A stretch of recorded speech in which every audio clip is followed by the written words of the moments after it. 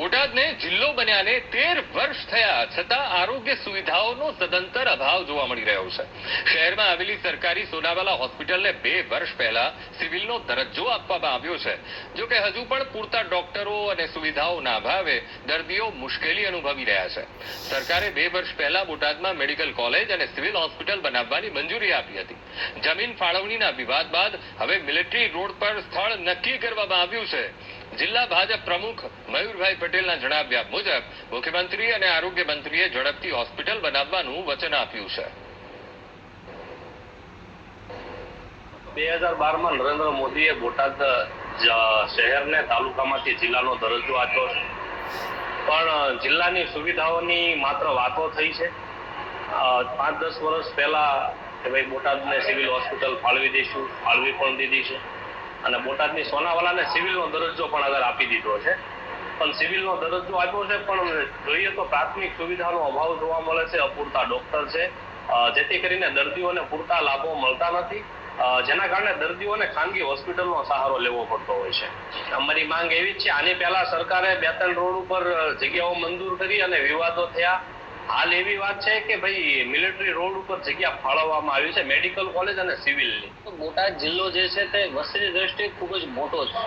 ત્યારે બોટાદ જિલ્લામાં એક પણ સિવિલ હોસ્પિટલ જે છે તે હાલમાં ઉપલબ્ધ નથી. ત્યારે છેલ્લા 2 વર્ષ થયા કે સોનાવાલા હોસ્પિટલ જે બોટાદમાં આવેલી છે તેને સિવિલ કક્ષાનો દરજ્જો જે છે સરકાર દ્વારા આપવામાં આવ્યો છે.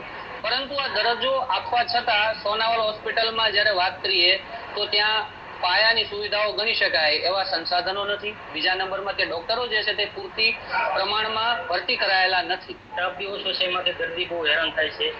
એના માટે સ્ટાફ વધારવો જોઈએ, સારા ડોક્ટર બી લાવવા પડે. તો આપણે ડેન્ટિસ્ટનો ચેક કરવા માટે આવી તો કે અમે દાંત ખેંચી આપીએ. ખુદ મારી દાંત ચેક કરવા માટે હું આવ્યો છું તો મને એમ બી કીધું કે તમારી દાંત ખેંચી નાખશું પણ રિપેર કરી નહીં આપું. તો આ સિસ્ટમ આવી ન હોવી પડે. તો આનો તો નહીં, સુવિધા નહીં મળતી. જિલ્લો આપી દીધો છે પણ આપણું કોઈ કામગીરી સિવિલ મુજબ થતી બી નથી. સરકારે જગ્યા ફાળવી દીધી છે તો એની કામગીરી તો ચાલુ થઈ જવી પડે. ટૂંક સમયની અંદર મલ્ટી સ્પેશિયાલિસ્ટ અમે ગયા અઠવાડિયે ન્યુબેનની આગેવાનીની અંદર ઋષિકેશભાઈ અને મુખ્યમંત્રીશ્રીને પણ મળ્યા હતા.